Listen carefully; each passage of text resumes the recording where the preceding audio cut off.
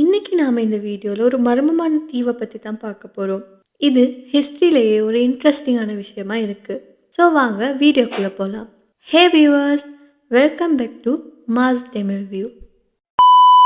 இந்தியாவையும் இலங்கையையும் பிரிக்கிற பாக்கு நீரிணையை பத்தி உங்களுக்கு தெரியும்.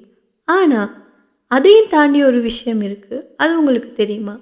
அதுதான் கச்சத்தீவு. கடல்ல ஓரத்துல மறைந்திருக்கக்கூடிய மர்மங்கள் நிறைஞ்ச ஒரு தீவு தான் இது. இது இந்தியா மற்றும் இலங்கைக்கு எல்லைகளுக்கு இடையில இருக்குது. இது ஒரு மிகப்பெரிய வரலாற்றையும் கலாச்சார மறைவையும் தாங்கி நிற்கிற ஒரு தீவு. இந்த கச்சத்தீவு ராமநாதபுரத்தின் பாரம்பரியத்திலிருந்து தோன்றுச்சு.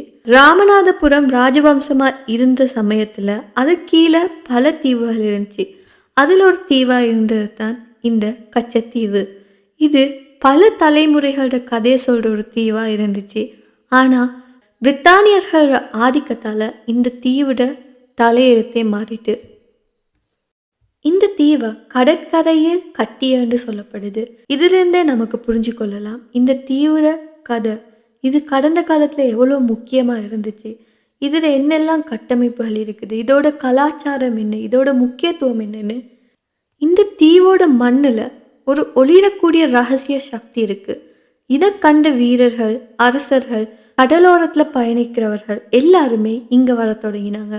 1974 இந்தியா இலங்கைக்கு இந்த தீவை ஒப்படைச்சிருக்கு. ஒரு மிகப்பெரிய அரசியல் சிக்கல் காரணமாக இந்தியா இலங்கைக்கு இந்த தீவை ஒப்படைக்குது. இந்த சம்பவம் கச்சத்தீவோட வரலாற்று ஒரு அழியாத திருப்பமா மாறுச்சு.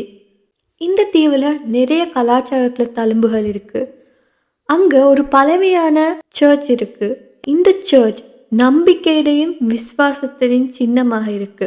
ST Antony's church. ஒவ்வொரு வருஷமும் ஆயிரக்கணக்கான பக்தர்கள் இங்க வந்து போறாங்கன்னு சொல்லப்படுது.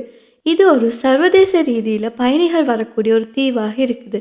ஆனா இந்த தீவிர சுற்றுப்புறம் இலங்கையோட கடற்படை கட்டுப்பாட்டில் இருக்கு. அதனால இந்த தீவுக்கு வர சர்வதேச பயணிகள் மிகவும் கவனமாக இருக்க வேண்டிய நிலையும் காணப்படுது. இந்த தீவை கட்டிய அப்படின்னு சொல்றாங்க. அது எதுக்காக சொல்றாங்க?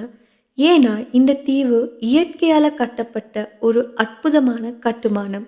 நதிகள், கடல் அலைகள், மண் ஓடல்கள் எல்லாம் சேர்ந்து ஒரு உருவாக்கிய அழகிய நிலம்தான் இந்த கச்சத்தீவு. இந்த தீவை பத்தி ஒரு பழமொழியும் இருக்கு. 8 வயதில் காணும் ஒளியும் இங்கு மறைந்திருக்கும் இருளையும் தாண்டி செல்லும். இந்த சொல்லுல என்ன புரிஞ்சு கொள்ளலாம்? அந்த தீவுல ஒளிஞ்சிருக்கிற மர்மங்கள், அந்த தீவோட கல்ச்சர், இது எல்லாத்தையுமே இது வெளிப்படுத்துது.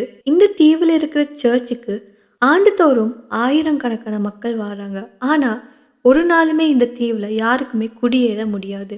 இந்த தீவுல பெர்மனண்டா யாருக்குமே அவங்களோட வாழ்க்கையை கொண்டு செல்ல முடியாது. ஆனா நம்ம கவனிக்க வேண்டிய விஷயம் என்னன்னா, இந்த தீவை பத்தின சில கதைகள் உண்மையாகவும் இருக்குது, சில கதைகள் பொய்யாகவும் இருக்குது. பொய்யான கட்டுக்கதைகளையும் இந்த தீவை பத்தி சொல்லி வராங்க. ஆனா இந்த கச்சத்தீவுன்ற பெயர் ஒரு ஸ்ட்ரேஞ்சான, நிறைய வாதங்களுக்கு உட்பட்ட ஒரு பெயர். ஒரு மறைந்த கலாச்சாரத்தையும் வெளிப்படுத்துறதா இருக்குது இந்த தீவு. இது ஒரு கடல்ல மறைஞ்சிருக்கிற சின்ன தீவு. பார்க்கறதுக்கு ரொம்ப சிம்பிளா எளிமையா இருக்குது. ஆனா இதுக்கு பின்னால ஒரு பெரிய சரித்திரமும் ஒரு பெரிய ராஜாங்க ரகசியமும் ஒளிஞ்சிட்டு இருக்கு.